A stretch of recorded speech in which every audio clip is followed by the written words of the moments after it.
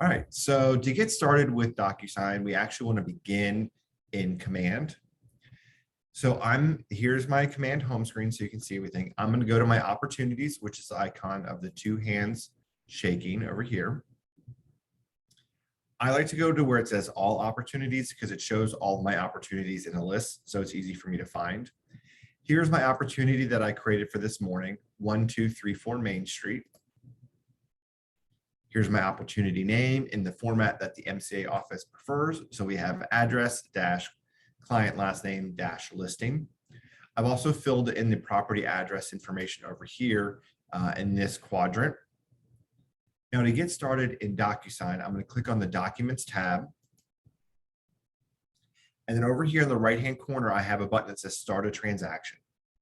It is very important when you decide to use DocuSign that you always click Start a Transaction from within Command.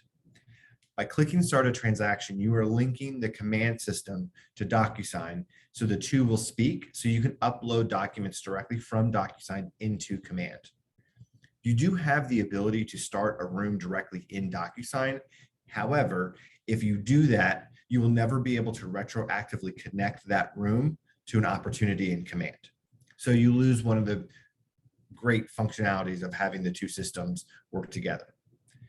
If that is the case, you would just have to download those documents from DocuSign and then manually upload them into Command. But I would always recommend click Start a Transaction here in Command. So I'm going to click Start a Transaction. We'll give it a second to load. It's going to open up a new browser window that takes me to DocuSign. So I'm going to log in. I do want to point out here that if you have pop-up blockers, it may prevent Command from opening up this DocuSign window. So double check your URL bar here to see if you have the little red square notification letting you know that there are pop-up blockers on. So I'm going to log in. Nick, I just had a quick question. Yep. Is this going to look like the same on the DocuSign mobile app? No, this will not look the same on the DocuSign mobile app. Okay, will everything still like function the same as far as like with Command? No, I mean, within Command, there's definitely some limitations if you log in on your phone. DocuSign, if you go into the mobile app, you should still be able to do all the same functionality, but it would just be a different setup.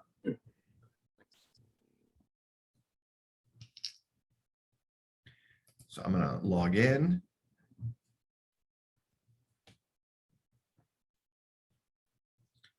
So you'll notice that I log in, my room name up here in the top left-hand corner is 1234 Main Street dash start pots dash listing, which is my opportunity, same as my opportunity name. It includes the address here that I pulled in from Command. And then you also notice something pretty new here is that these two documents, the exclusive seller listing agreement and the seller's property disclosure, are automatically loaded in my room. That is because with some updates to DocuSign and Command, we can now go ahead and set documents that are going to be required for each transaction to go ahead and load. So that way it just takes one less step or one more step off of your list of things to do. Because if for any listing, both of these documents are required for Lynn and Alita to review. Now, before we actually go into DocuSign and start updating some of the documents, I want to walk through confirming your NERDS ID. This is what lets DocuSign know that you have you are a paid member of the Atlanta Realtor Association and you have access to the Georgia Association of Realtor forms. If you don't confirm your NERDS ID, you won't have access to those GAR forms. There are two ways that you can confirm your NERDS ID. The first is when you're in the Documents tab here, you can click on plus and then go to DocuSign Forms. And this will have a pop-up window that'll show you, for you, it would show the Realtor Association logo or the Northwest MLS, I don't know. So that is option number one. The second option is if you go up here to the top right-hand corner where you see your initials or your name, or your picture, you can click on that, go to Preferences. On the left-hand side, click on Integrations. Scroll down here. We have National Association of Realtors, so I can click on this. and it will show that I'm validated. So I'll remove it really quickly so I can show you the process. So let me come back over to my dashboard. This is the room that I just created. So I'd say 9 times out of 10, the first time you log into DocuSign and you have to confirm your NERDS ID, you'll click on the add plus sign, DocuSign forms, click on the Realtor logo. It's going to ask for your 9-digit NERDS ID, which I've only met 2 agents that actually know this. So thankfully, there's a link right here that says find your NERDS ID. I'm going to click on that. And now it's going to give me the option to use my last name, email address, and or real license number. So I'm going to use my last name and my license number to search my NERDS ID. I'm going to highlight that, copy. I'm going to go ahead and close this window. I'm going to paste that there. My last name. And then one thing you do want to make sure that if you've had a name change recently, that you use the last name that you used when you signed up for the Atlanta Realtor Association. Because your NERDS ID and last name is what they'll double check against to make sure that you are who you say you are. And then we're going to select the Georgia Association from this very long, Georgia Association of Realtors from this very long list of associations. So I'm just going to scroll all the way down to the bottom. And then our Georgia Association of Realtors is kind of up here towards the top. Click validate.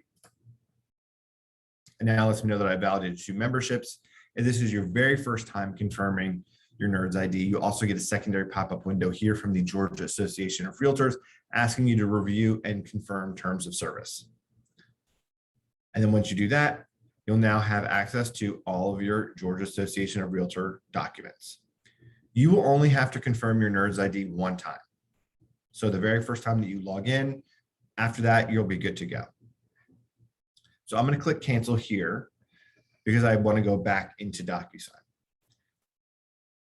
Any questions about confirming your NERDS ID?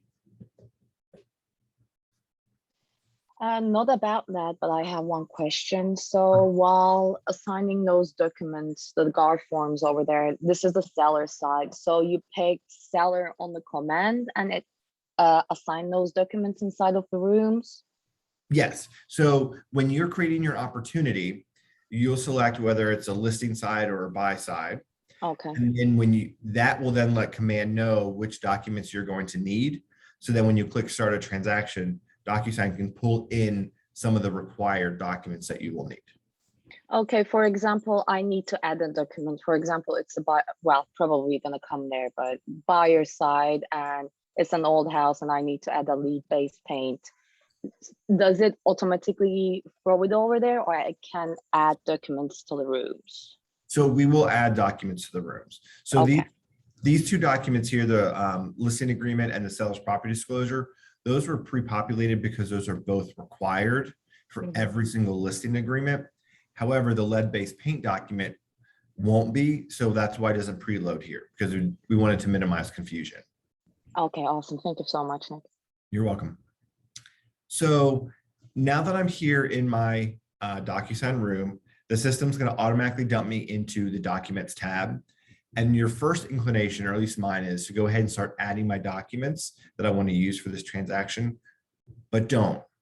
What we're going to want to do first is go to the Details tab.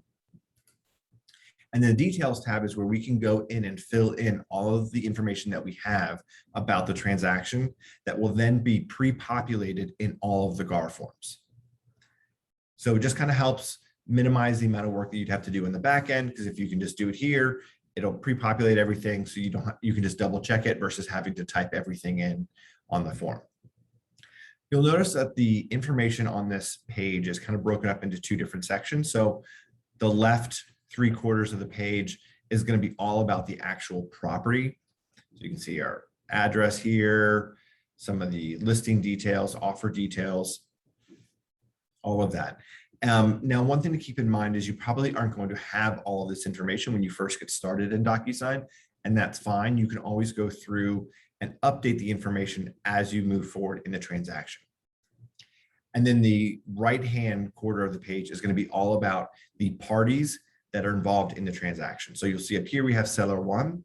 And since I'm doing a listing for today's example, it pulled in my contact's name directly from command. So Tony Stark, here's his cell phone and his email address.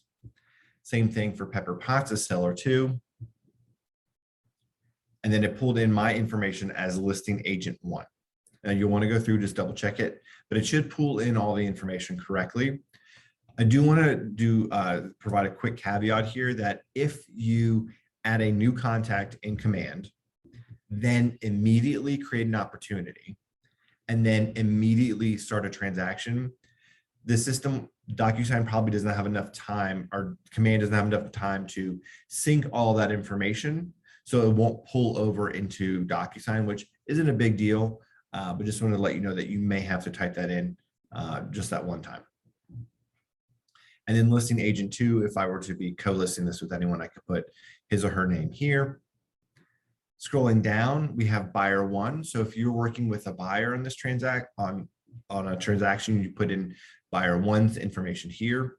At the very least, all you need is their name and their email address. There are a lot of other different options here for, business phone, cell phone, mailing address. At the end of the day, all you need is their email address. That way you can have somewhere to send those forms for review and signature. We have buyer two, continue scrolling down, buyer agent one, and buyer agent two. And I want to scroll all the way down here to show you that it's kind of a ways down here on this page. So don't think that it's missing or broken. It's just, you just got to keep scrolling, but it's there. So I'm going to scroll back up to the top and I'm going to click edit because I want to start updating the information about this room. So I'm going to click edit here. I'm going to fill in as much of the information that I have now. So I'm going to leave my room name the same. Local currency, I'm just going to select US dollar. We're not under contract. MLS ID. If I had an MLS number, I could put that in there. We have our property address. So we're going to do 1234 Main Street. I'm just going to delete Northeast. Make this simple. Atlanta, Georgia. This will be Fulton County. Select Georgia from the drop down. 30342 property type. This is a residential detached property. Year built. Let's just select 2003. And the reason I'm selecting 2003 is because just for time, I don't want to have to use the lead-based paint exhibit, but we'll walk through a couple other disclosures that will be the same process as filling in the lead-based paint disclosure. Listing details. So we'll say we're going to list on today's date. Listing expiration, we'll give it through October 6th, so 2 months. Original listing amount, $375. And I'll just put that in here a couple times.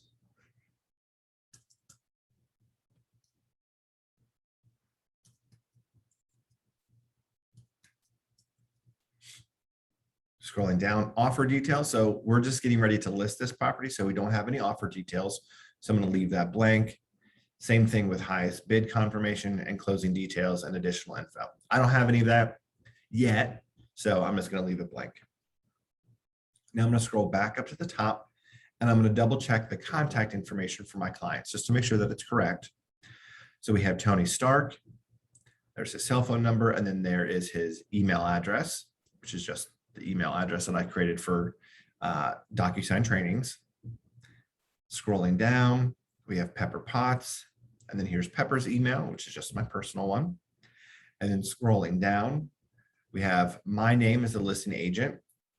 Here's my business number, my email address.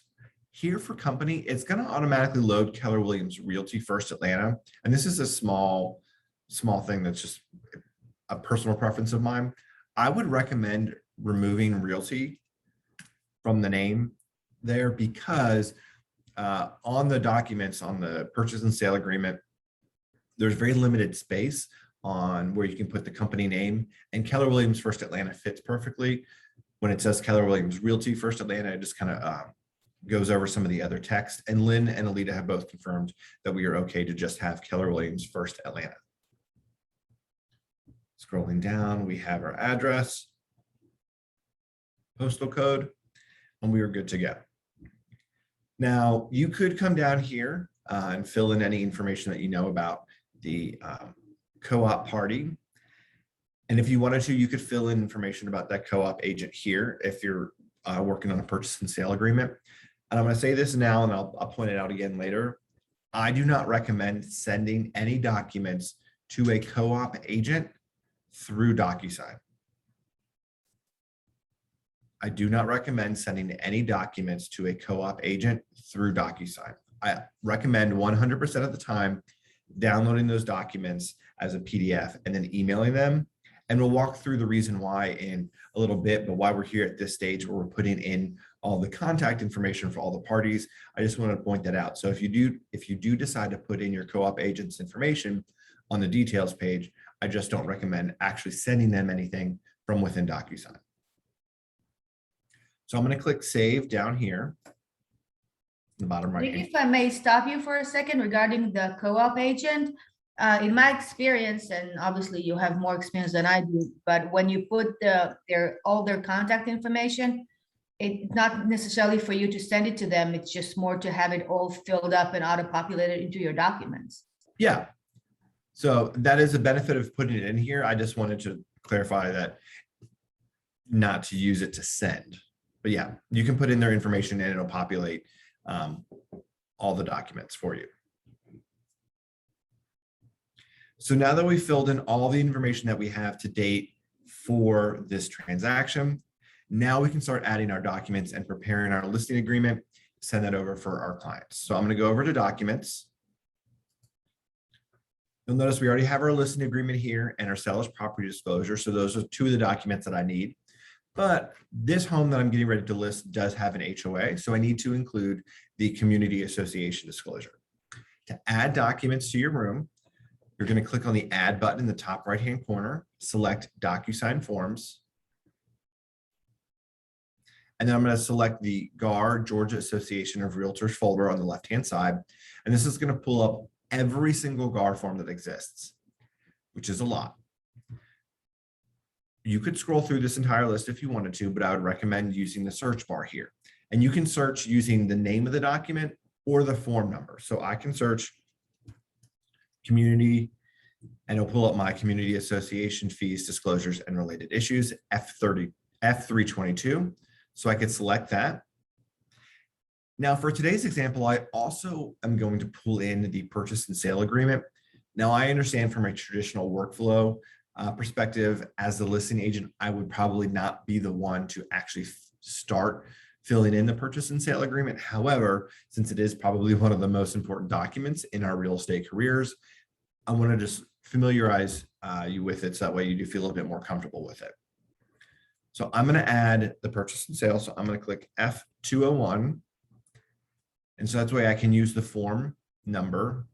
And that will come in handy as you start to get in, you start looking at listing agreements and community or seller's property disclosures, because there's a lot of different versions. So if you can memorize the form numbers of the forms that you use most often, it'll make things a lot easier. So I'm going to click add selected, and it's going to add my two documents to my room. So the page will reload, and then here we've added our community association and purchase and sale agreement. Whenever you add documents to a room or whenever a document is signed and completed, it's going to automatically default into the room docs folder here. That's fine. However, if you want to, you can organize your room however you want. Unlike .loop, Lynn and Alita are never going to look at your DocuSign room, so it can be as messy or as organized as you want. So if you want to add folders to kind of separate things out, you can click on the Actions button up here in the top right-hand corner, select Add Folder, and I'm going to make a folder for my listing agreement docs. So I'll name that Listing Agreement, click Create, and now I have my listing agreement folder and my room docs folder. There are two ways that you can move documents from folder to folder. The first way is if you select a document by rolling your mouse over the document icon, and there's a radio button that appears in the top left-hand corner. Click on that, and then whenever you select a document, this toolbar will appear at the top. You can roll your mouse over the different icons to see what they are, and then you can select move. We'll get this pop-up window where we can select folder and current room, and then we'll select the listing agreement folder and click move. Page will reload, and now that document has been moved into the listing agreement folder. The other way to move documents is just to roll your mouse over a document icon, click your mouse down, and drag it into the desired folder. So much easier, but if you are moving a handful of documents, going through and selecting them and using the move icon will probably save you some time. Any questions so far on adding documents to the room or moving them into different folders? All right. So now that we've added the documents that we need, we can start updating them. So I'm going to get started by updating my exclusive seller listing agreement. I'm just going to click on it to open it up. We'll give the system a second to load.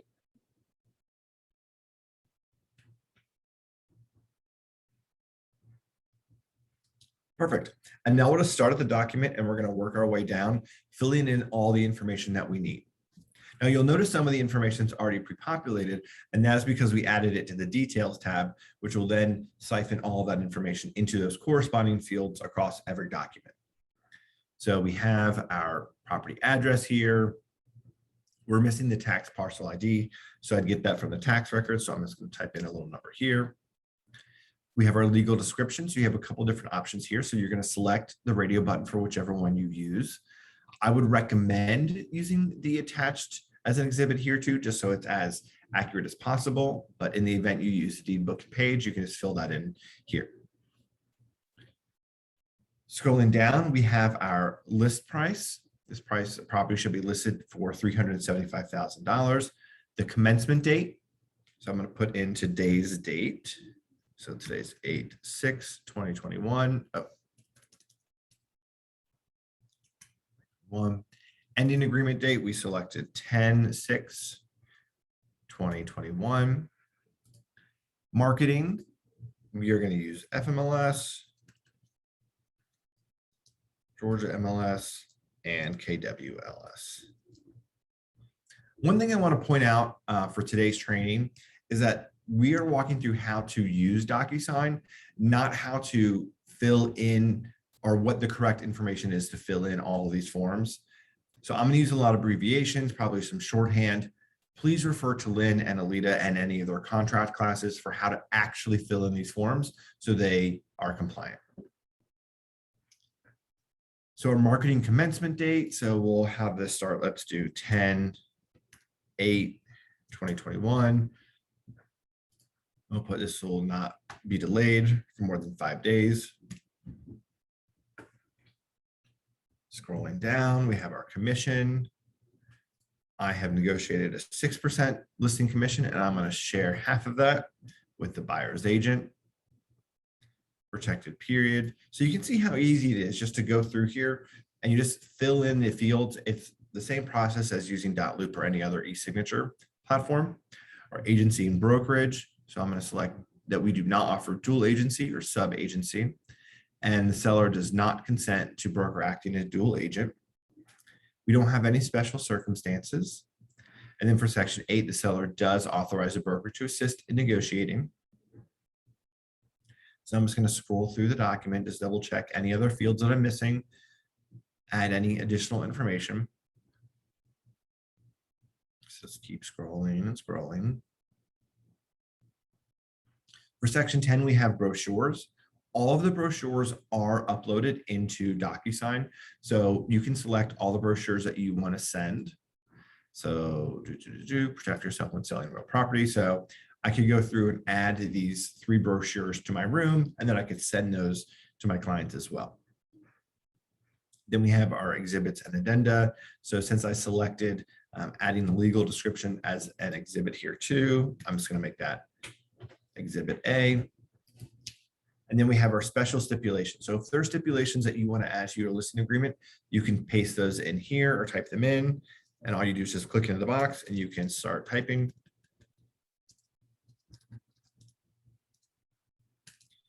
You can add as many as you would like.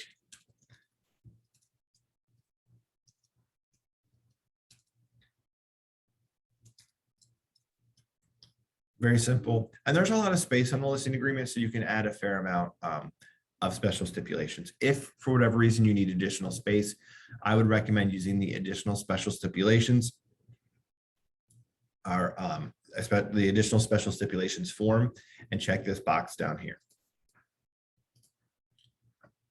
Scrolling down, we're going to get to our client's name. So we're going to double check their names and email addresses. So you can see it's all pre-populated there.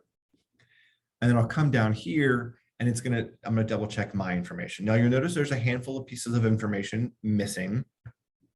So I'm just going to go through and fill those in.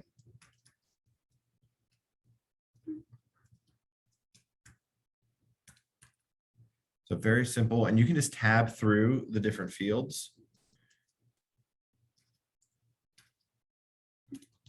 So just tab through.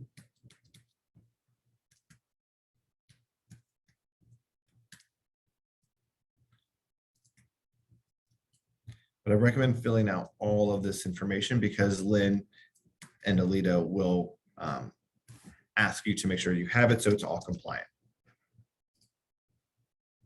So everything looks good to go here. So I'm going to click save and close. So I can click the save and close button here at the bottom of the page or up in the top right-hand corner. Either one is fine.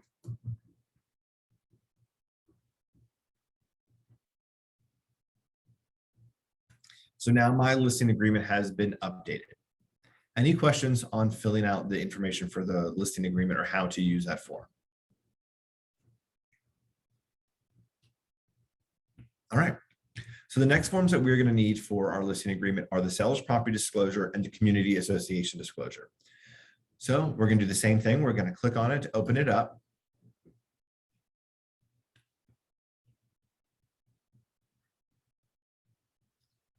And we'll notice that some of this information has already been pre-populated from the details page. And we'll just start at the top and work our way down to double check everything. So I'm going to leave the exhibit letter blank because this is not attached to a contract yet. Here's our property address. We do not have an offer date to fill in here, but everything else looks good to go. Then as I scroll down, here we get to the actual meat of this document. And you'll notice there aren't any text boxes, so there's no check boxes over here. I have nothing to fill in or check. That's on purpose.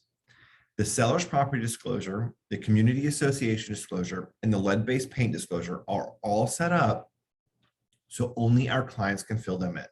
We are not allowed and should not fill in any of the information on these documents. So DocuSign doesn't allow us to. So if you open this document and scroll through, the document isn't broken or it is functioning properly. We are just not supposed to be able to do anything. But I am still going to scroll through the document to double check to make sure there aren't any fields that I do need to fill out. So this scrolling. All right, no fields here. Now I can update client names here, but I don't need to. So I'm going to click save and close.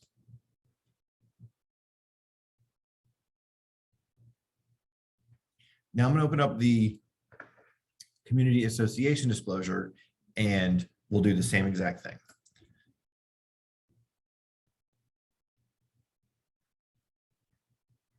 So again, we'll double check our address, make sure it's loaded properly, but I don't have an offer date or an exhibit letter. And then scrolling down here for all of these check boxes and text fields. Again, I don't have access to change or add anything. That's normal. It's all for my client to fill in. But I'm going to scroll through and double check to see if there are any fields that I do need to add, which I don't. So I'm going to click save and close.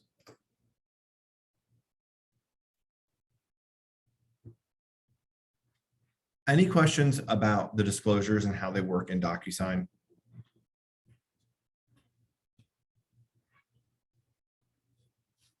All right. So now we have all of our documents set up for our listing agreement. We could go ahead and we could send those to our client now, but I do want to walk through the purchase and sale agreement just since that'll be a heavily used document. I just want to familiarize you with that document and how to use it in Command or in DocuSign. So scrolling down, I'm going to go to my Room Docs folder, and I'm going to click my purchase and sale agreement and open that up.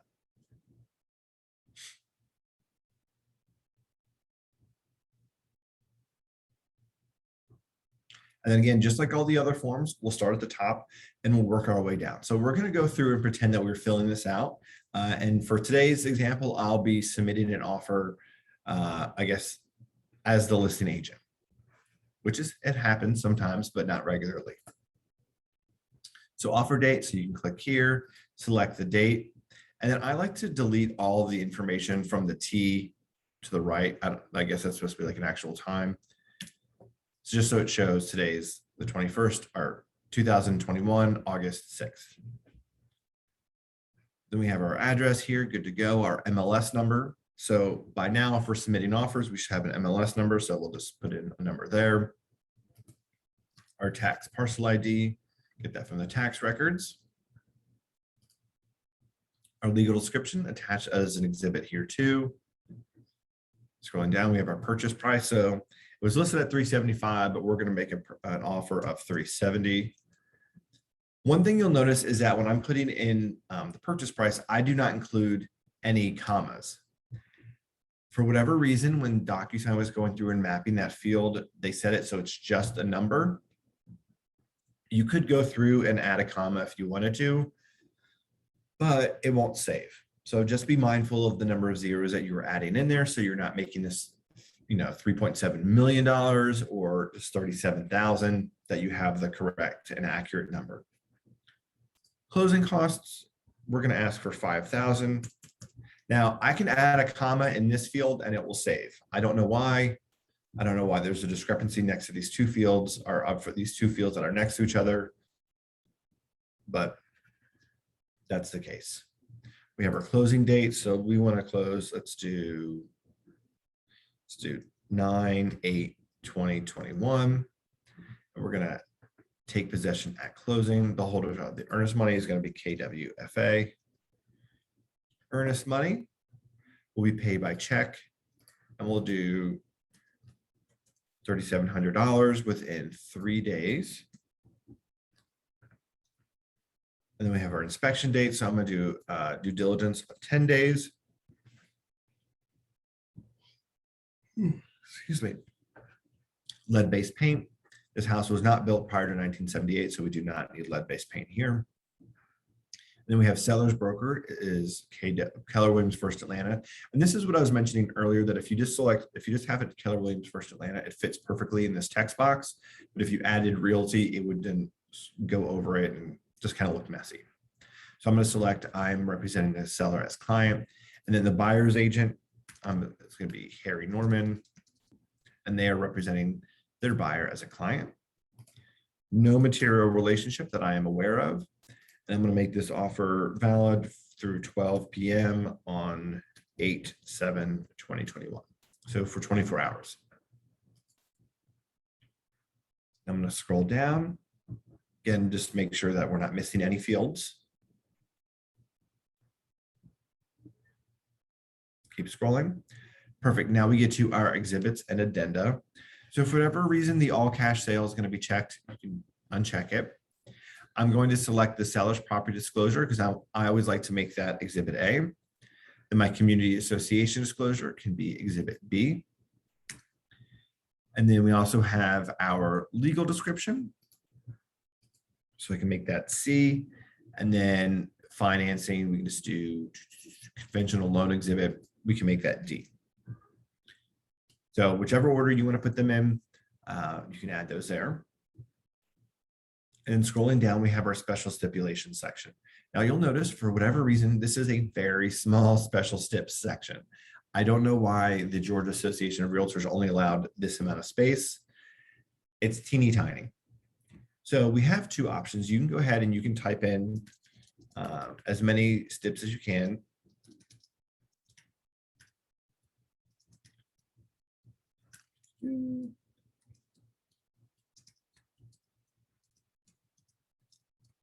So you can fit in, a few, maybe 2 or 3.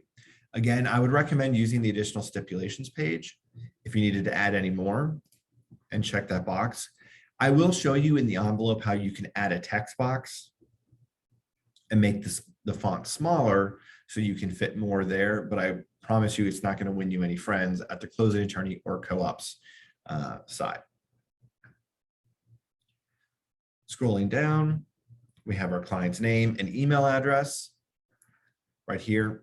Now, I have a personal preference to not share my client's contact information with any co-op agent. Now, I'm sure 9 times out of 10, that co-op agent is going to be very respectful of the relationship and the listing agreement or buyer brokerage agreement that I have with my clients. However, I would rather be safe than sorry. So my first instinct would be to delete my client's email here. Do not delete your client's email address off of any documents. When you edit or delete information from a pre-filled field on a form, it will then make that same edit or deletion from the details page. So if I were to delete my client's emails here, it would delete it from the details page. Then when I go to send these documents for signature, there wouldn't be any email address to send it to. I will show you how you can hide and protect your client's privacy. So we'll just leave that as is. We're going to scroll down. Here's all of my information, and this is filled in because it pulled in the all the detail, all of this information from the listing agreement.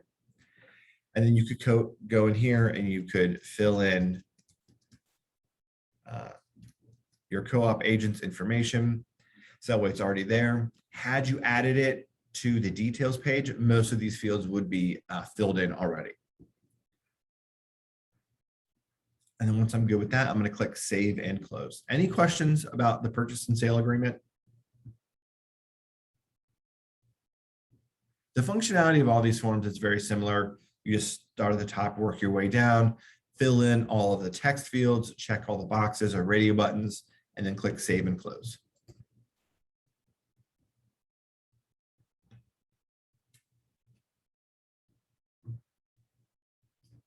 All right, so now that we have all the documents that we need today, now we need to send them for signature. The way that we send documents for signature in DocuSign is through an envelope. The way that Michael New described envelopes to me, and I really like this, I like to share it, is that think of an envelope in DocuSign as a manila envelope in real life. And pretend that you had printed out all of the different documents that you need to get signed. You have your printed out listing agreement, your disclosures, your purchase and sale. You've gone through and you've handwritten in all of the information in those fields. And then you've organized them and you put them in a manila envelope and place it on the corner of your desk. Then when you see your client, you're going to take that manila envelope and hand it to them and say, please review and sign these documents. An envelope in DocuSign is the same thing of just organizing those documents to hand them over to your clients for review and signature. There are 2 ways that you can create envelopes. The first way is when you're in the Documents tab, roll your mouse over the document icon, select the radio button. And like I said earlier, whenever you select a document, this toolbar will appear and you can roll your mouse over the icons to create envelope. This will create an envelope with these 2 selected documents or whichever documents you select. That's option number 1. Option number 2 is going directly to the Envelopes tab. And then in the top right-hand corner, I'm going to select New. And then this will be the same screen that had I clicked on Create Envelope in the Documents tab, it would take me here to Envelope Details. And just like everything else, we'll start at the top and we'll work our way down filling in the information. So envelope name, I highly recommend that you update the name for all of your envelopes. Throughout a transaction, you are going to send 20, 30, maybe 40, 50 different envelopes, depending on the craziness or how many offers you have to submit. So I would recommend that you name them each something that you can keep track of in the event you have to go back and reference it. So I'm going to name this 1, 2, 3, 4 Main Street, exclusive settle listing agreement, and purchase and sale agreement. Perfect. Now we're going to add documents to the envelope. You can see here we have 3 different buttons, 3 different ways that we can add documents. Room docs, use a template, and more. Room docs is going to be all of the documents that we have in our DocuSign room. So I'm going to click on room docs and it's going to show me all the documents that I have in here. So I'm going to select my community association, listing agreement, purchase and sale, and seller's property disclosure. Up here at the top, it says selected, and I'm going to click add selected.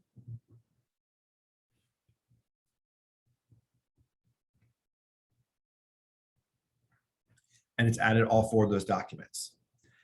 2 documents that you probably notice that are missing are our Rawls Group affiliated marketing disclosure and our Rawls Group wire fraud prevention disclosure.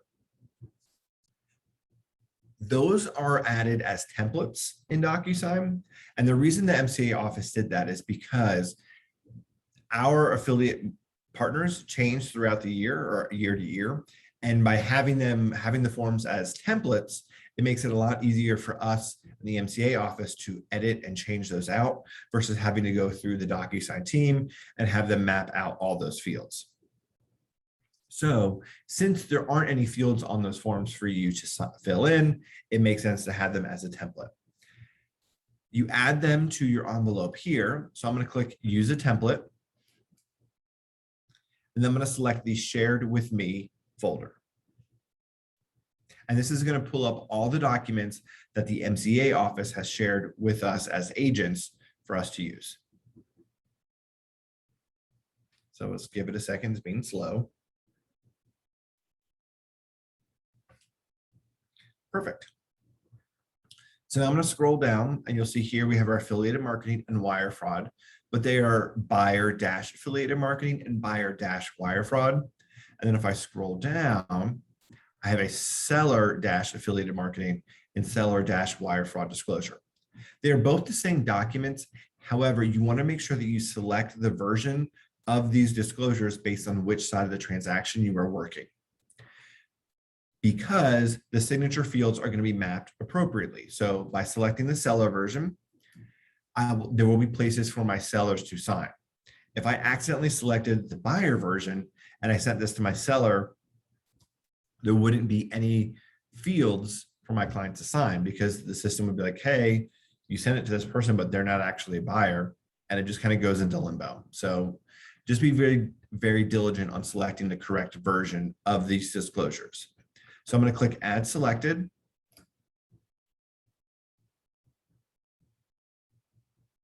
And it's going to add them to our envelope. So you can see here, we have our affiliated marketing and wire fraud. Now you'll notice I have all 6 of these documents in here, but they're just in alphabetical order. Well, I want to put them in a specific signing order because I want my clients to go through the listing agreement, then the disclosures, then the wire fraud and affiliated marketing disclosure, and then filling out the purchase and sale. If you want to reorder your documents, you have to do it now, and you have to do it here in the envelope editor before, or the envelope creator, before we go in and start editing and double checking our documents. To rearrange the documents, it's pretty easy. Just roll your mouse over a document icon, click your mouse down, and drag it into the position you want. So we have our listing agreement, then I want my seller's property disclosure.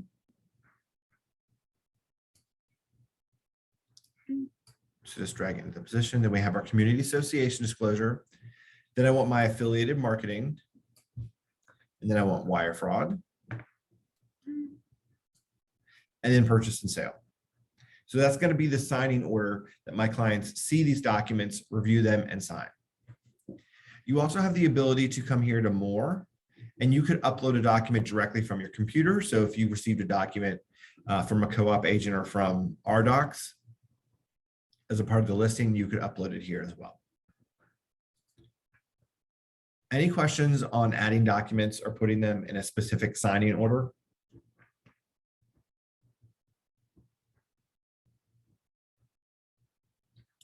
All right.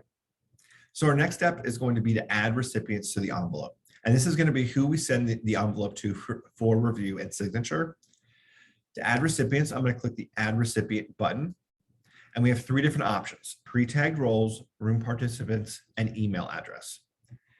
Whenever you see pre-tagged roles as an option, always select pre-tagged roles.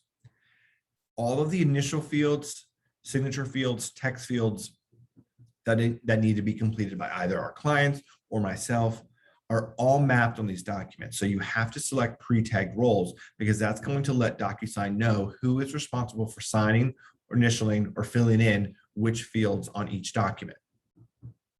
If you select room participants, while that makes sense, you will have to manually add every single signature field, initial field, and text field. So always select pre-tagged roles when it is an option. So I'm going to click pre-tagged roles. It's going to give me this pop-up window of every single role that is included on all 6 of these documents. So today I'm working with my sellers on my listing agreement. So I'm going to come over here to seller 1.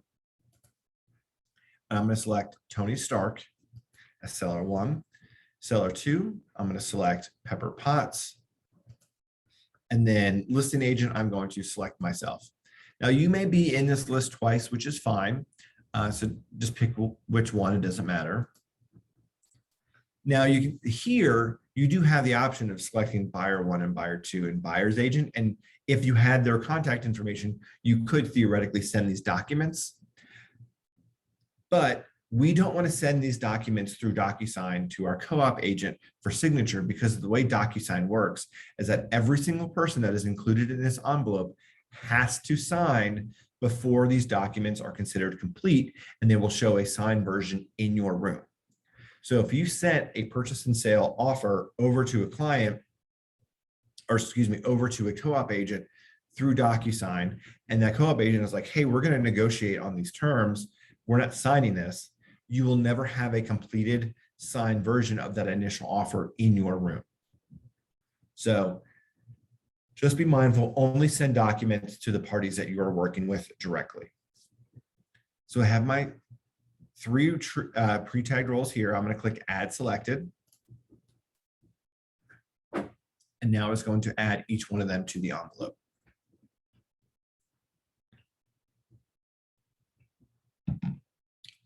Now there's a fair amount of information here with the recipient, so let's talk through that before we move on.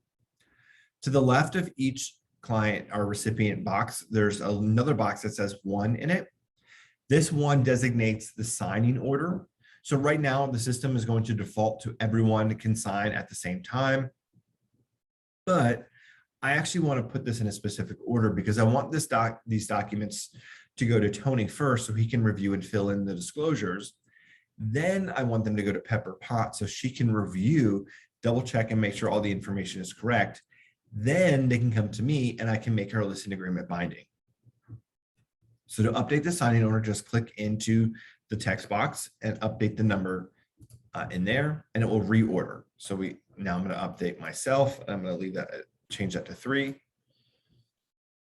So now it's Tony's first, then Pepper, then myself.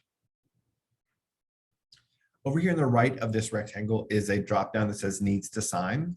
This is going to be your default permission that they have something to sign.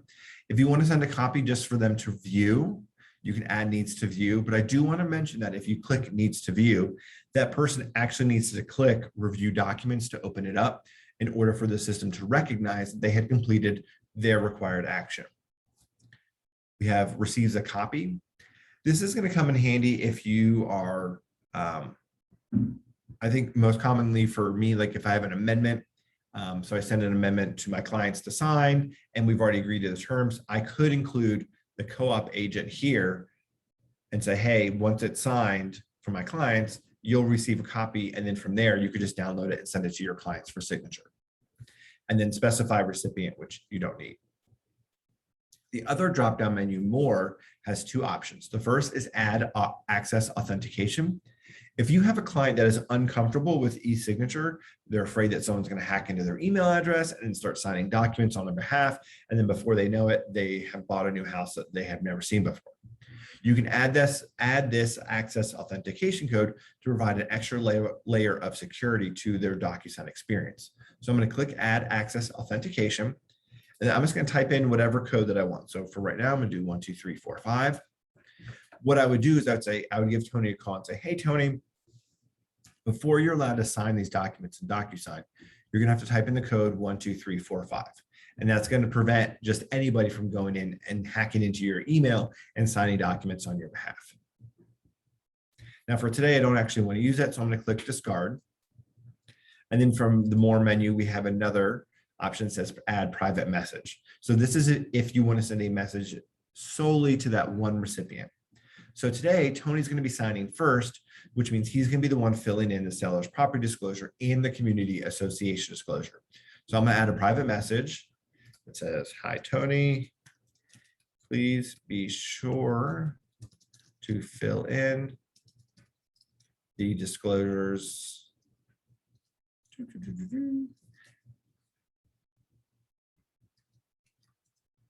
accurately and honestly."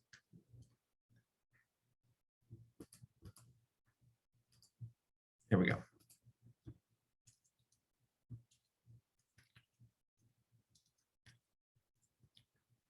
So then we have our private message, and this is just going to go to Tony only. Other than that, we are good on our recipient order. Any questions about adding recipients and putting them in a specific order? All right. Our last thing we need to do in the envelope creator is edit our email subject. It's going to default to please DocuSign. And I recommend that you leave that in there just so your clients know that this is a DocuSign action and they need to do something. But I would update it to say 1234 Main Street, so the property address, and then include which documents are in there. So exclusive seller listing agreement and purchase and sale. That way you'll have already talked to them, say, "Hey, I'm about to send over the listing agreement and a purchase and sale for you to sign." Look for that in your email. And then we can type a quick little note: "Hi, Tony and Pepper. Please review and sign at your earliest convenience. Thank you, Nick." So then once we've edited our message, we are good to go. And then we can go into the next step, which is going to be to double check all the fields and make sure they're good to go. Any questions on the envelope creator, giving a name, adding documents to the envelope, adding recipients and setting a specific signing order, and adding a message?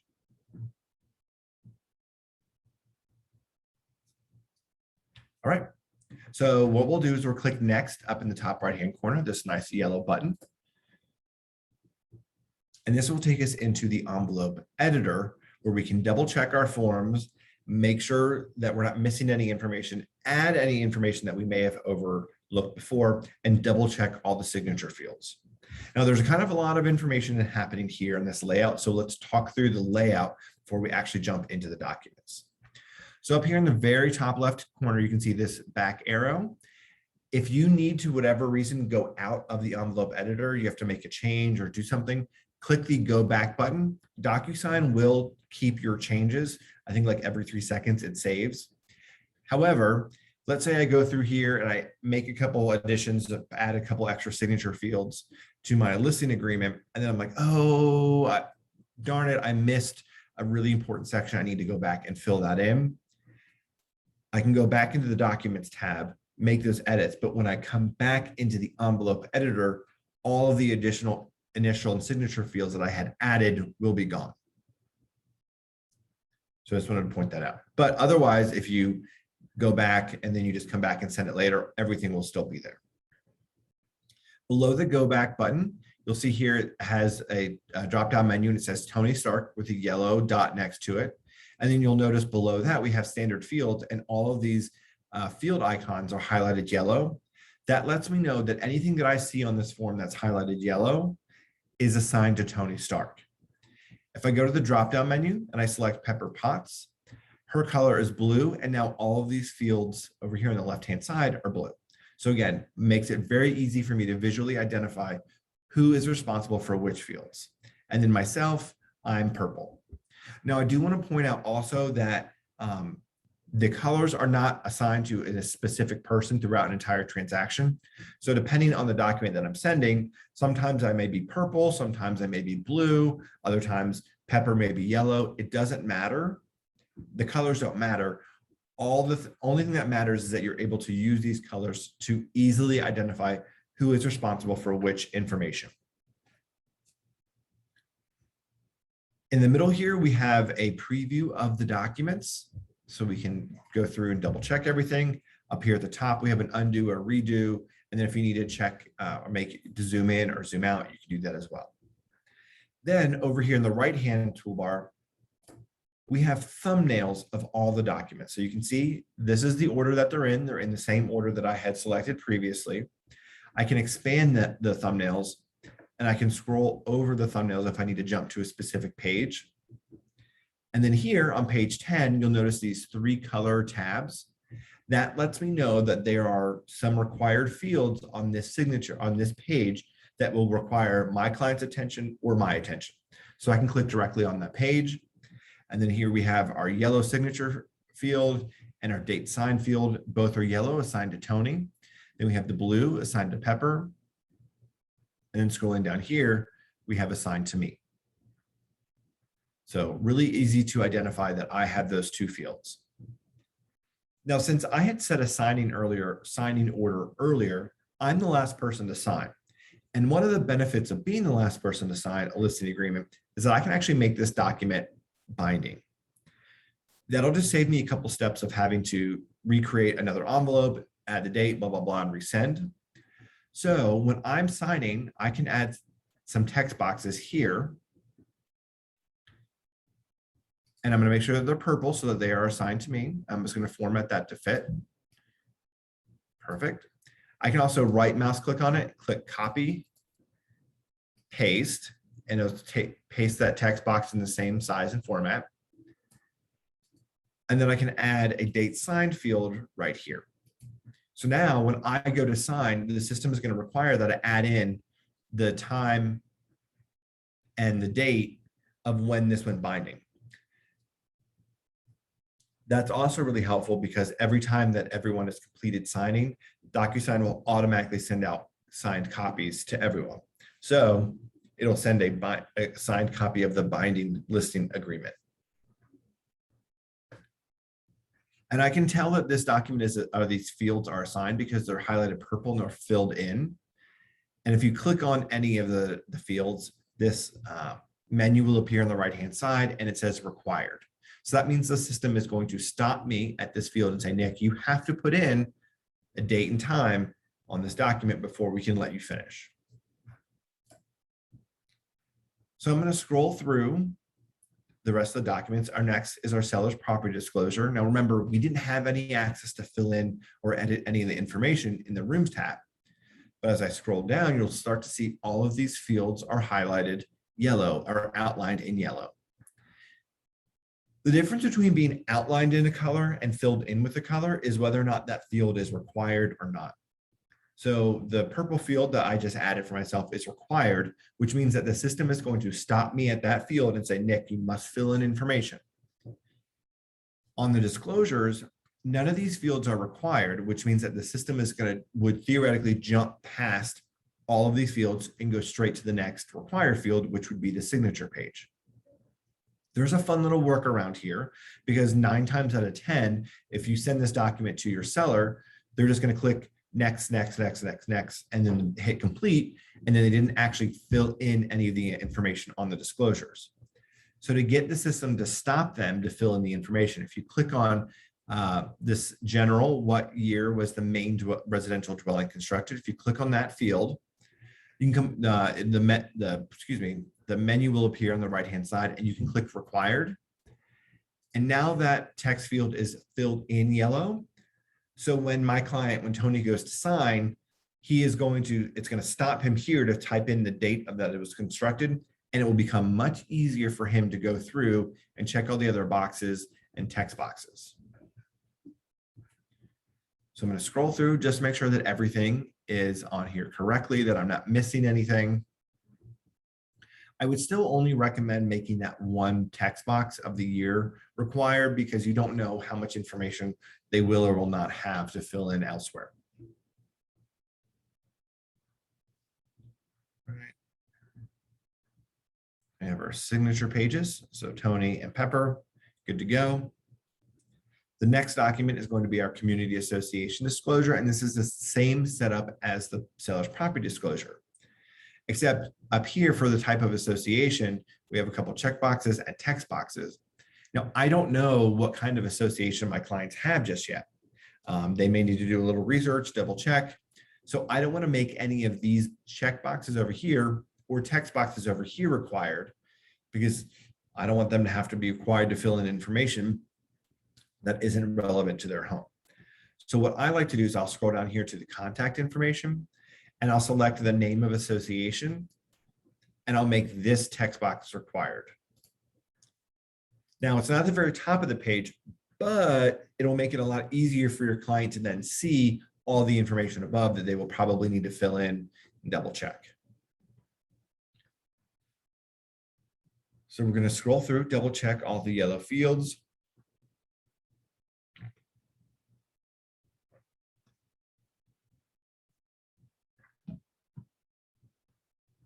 And then we have our client signatures, good to go.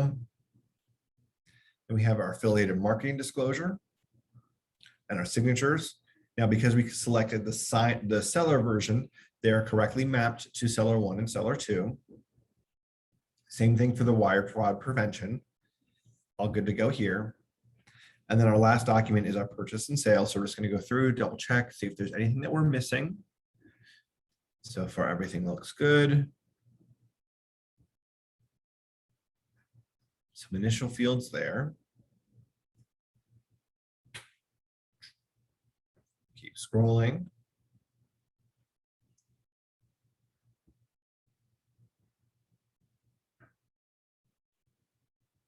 All right, here we get to our exhibits and addenda. So if there's any that we're missing that we need to check, we could do that here. And then scrolling down to our special stipulations, here are the special steps that we added before. Now, remember I told you that there's kind of a little bit of a workaround. If you wanted to add some steps and make the font smaller, you can do that here in the envelope editor. The way to do that is to click text box.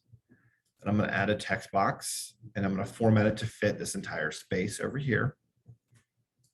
And I will tell you, I'm going to go ahead and make this required and set to read only. And the reason I want it to be read only is in that way, since I'm the last signer, I want this text to actually show up when my clients review and sign the offer before me. And then I can just start typing in my steps here.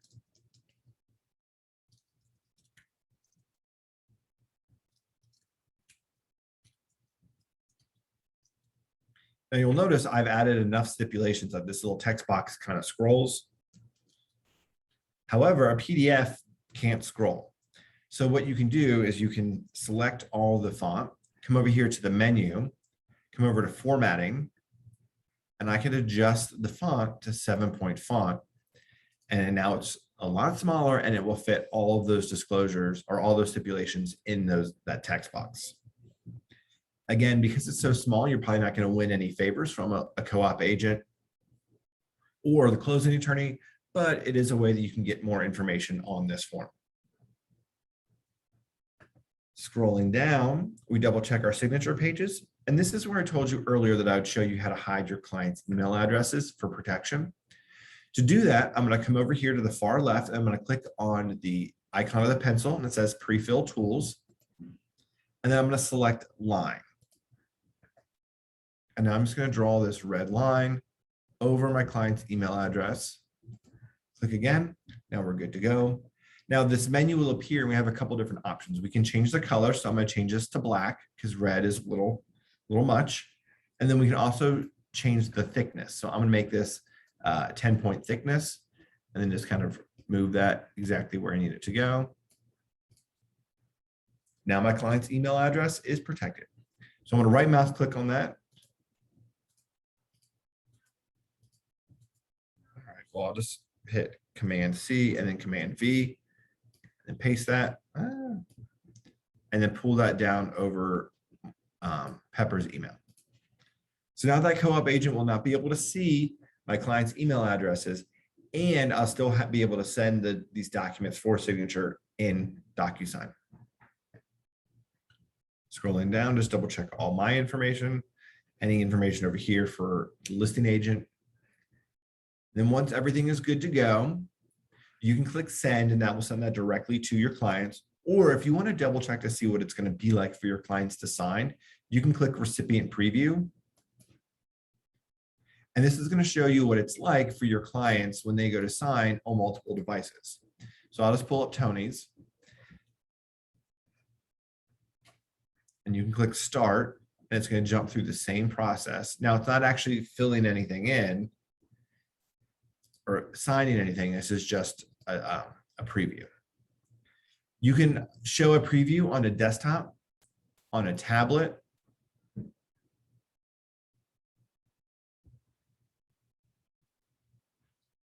and you can also show on a mobile phone. So this is going to be really helpful if you're in a time crunch and your client's like, hey, we have these plans that we can't break, but I know we need to get the offer in. You can just say, hey, clients, I emailed over the offer for you to review while you're at the soccer game. You can open up the document on your phone through your email and go ahead and sign through there. And that way we can get this taken care of as quickly as possible. Now it's going to be hard to read. So there's going to be a lot of trust there that they need to know that all the information you're providing is correct, but they do have the ability to sign mobilely. Once you're done with the preview, you can come up here to the X and click on that, and that will close the preview. And then we'll click Send. And this is going to send out these documents for signature to our clients. So here's my envelope saying waiting for others. I know it's waiting on Tony because he's the first signer. So I'm going to open up my KWFA email real fast. Let's do Gmail.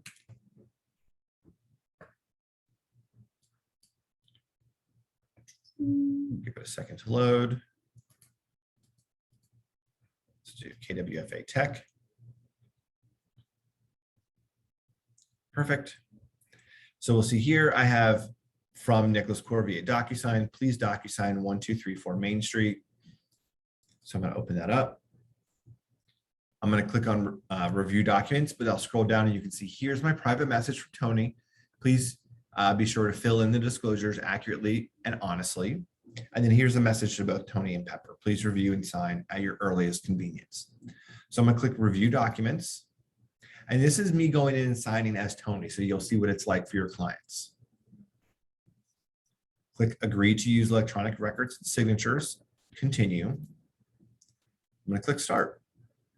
And it's going to take me to that first required field. So here's, I'm going to sign that, adopt my signature, adopt and sign. Then it's going to jump me to the seller's property disclosure. And here's where I made that text field a required field. So this was built in 2001. And now it's much easier for Tony to go through here and fill in all the rest of the information. So I can just type in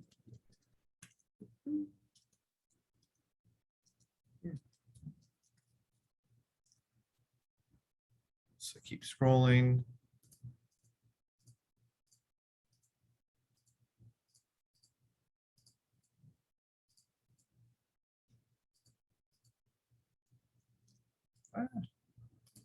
So we can type in an explanation here. And then we'll just keep going through. I'm not going to click every single one of these boxes just for time, but I want to show you a few. So that way, when Pepper goes to sign, you can actually see all of the fields that Tony had checked. I'm going to keep scrolling because I just want to go down to this page, and I'm just going to randomly select a bunch of different items that will be staying in the house. All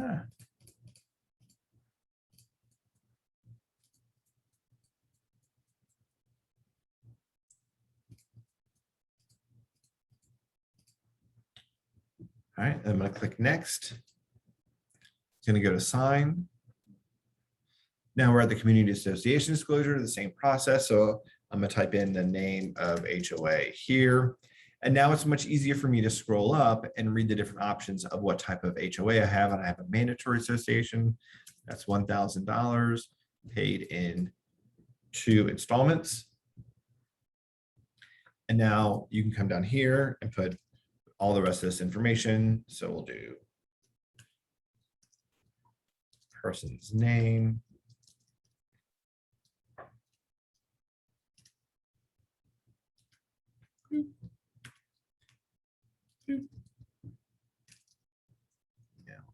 gmail.com. 1, 2, 3, let's do.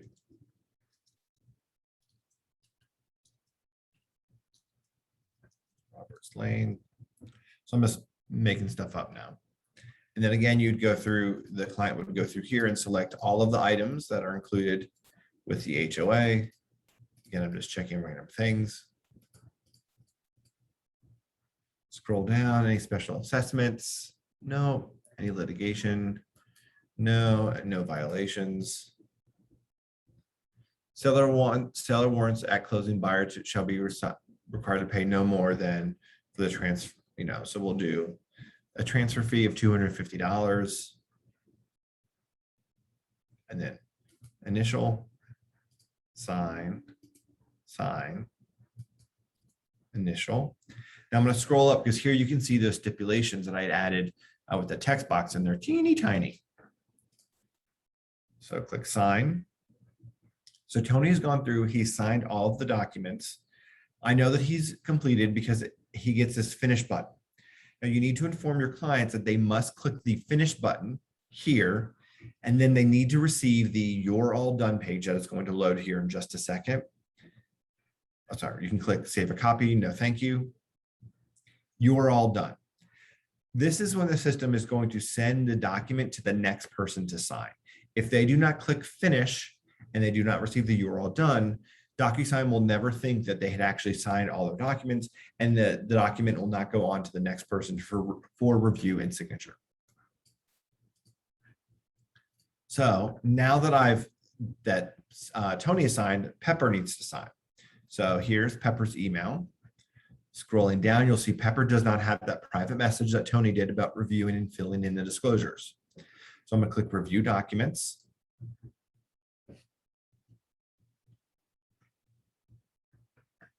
I agree to the use of electronic records and signatures. Start, sign. It's going to ask to confirm the signature. So we'll click Adopt and Sign. Sign, required, sign, initial, sign. So that's what it's going to be like for Pepper. It's just going to jump from every required field to required field. Now, since I know I'm more familiar with DocuSign, I'm going to scroll back up because I want to point out to you that on the seller's property disclosure,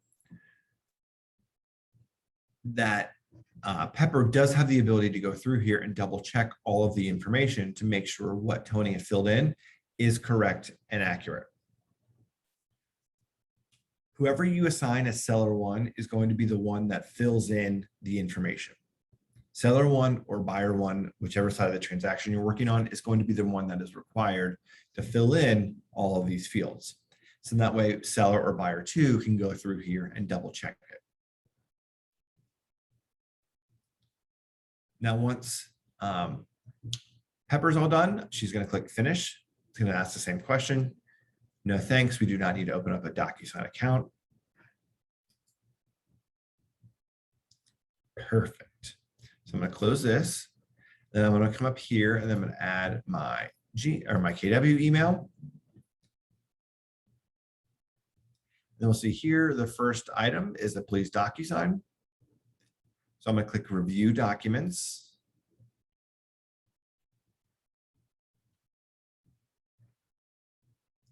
Click it again. There we go. Click Continue. Start. Sign. And now I get to make this binding. So I want to make this 12 p.m. and then automatically adds the date there and click Next. Sign. Now I'm finished. So I'm going to click Finish here.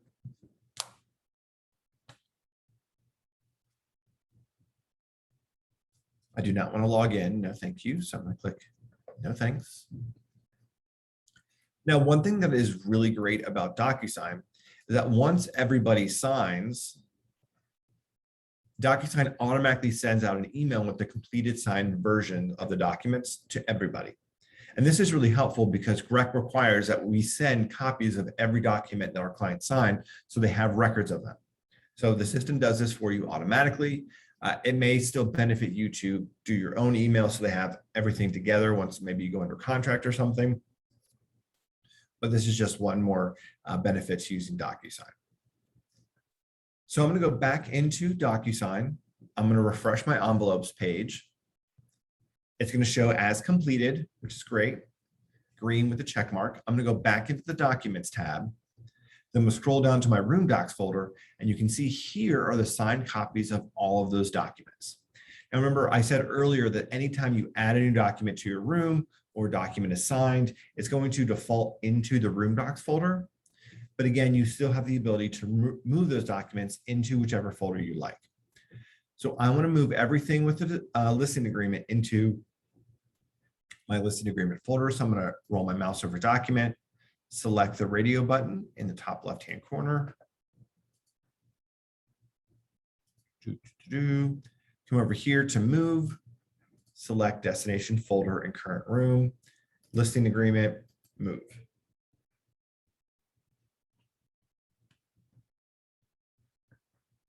So now I have all these documents with the green check mark in the bottom right-hand corner.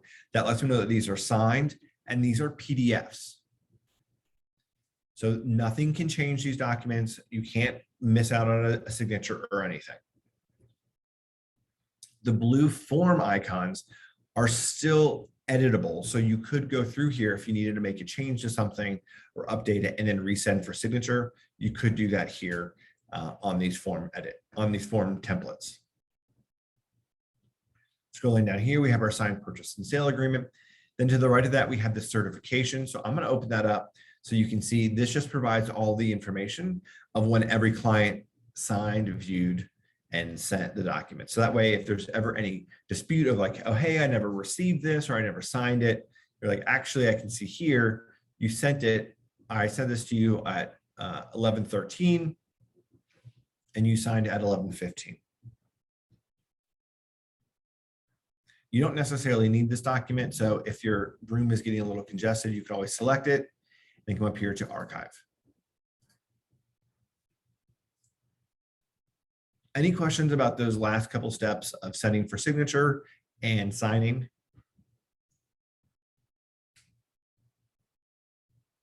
All right. So the last thing that we do now that we have our signed listing agreement and our signed purchase and sale is we need to upload these documents into Command for Lynn and Alita to review. So I'm going to go back into Command. Here's my opportunity. I'm in the listed folder. There's a couple different ways that you can pull those documents in from DocuSign. The first way is within this list of documents, you have the add a file button. So you can click add file. And then for source of documents, you can select DocuSign. And it's going to pull over all of the signed versions of these documents. So this is the listing agreement. So I'm going to select the listing agreement signed and click assign. There you go. I can click on this and it's going to generate a preview so I can just make sure everything is correct. I put in the right document. Now, since we have a handful of documents to upload, I don't want to go through these one by one. What I can do is I can come up here and click attach multiple files.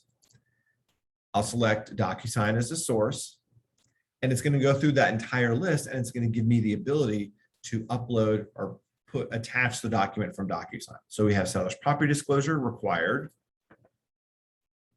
So we come down here to seller's property disclosure, signed. Our community association disclosure, signed. We don't have lead-based paint because this was built in 2001. Rawls Group affiliated marketing, there, and then Rawls Group wire fraud. Right there, and then click attach. And now it has added all of those signed documents directly from DocuSign into Command. If you have a document that is not included in this list here that you need to upload, you can come up here to add item. You can give this name a name, so additional document, document type. Select whichever one is going to be most similar. So let's just say this will be an addendum. And then you can select from DocuSign the same way you could earlier. So I don't want to use any of these, but that's how you would do it. And then click save. Once you have all of your documents uploaded, you need to submit them to MC. So you're going to come over here and click Submit to MC. This is going to notify Lynn and Alita that there are documents and a contract in command for them to review. Then they'll go in and they'll double check all these documents, see if there are any mistakes, and they'll let you know if there are any mistakes. Over here in the status column, this would get uploaded or updated to approved, but if not approved, it would have a text box right here with a quick note as to why the document wasn't approved and what you need to do to fix it. What questions do you have about DocuSign? We just went through a lot of information in an hour and a half. What questions can I answer? What can I show you again? What can I clarify for you? Hi, Nick. To double check, I just have one question. So after the documents are signed and completed on DocuSign, it doesn't automatically attach to the command. We have to upload them, right? Correct. Yeah. Just to be sure. Okay. Yep. You have to come in here and add the file here. Okay. Thank you so much. That was it. Any other questions? Anything else I can help with?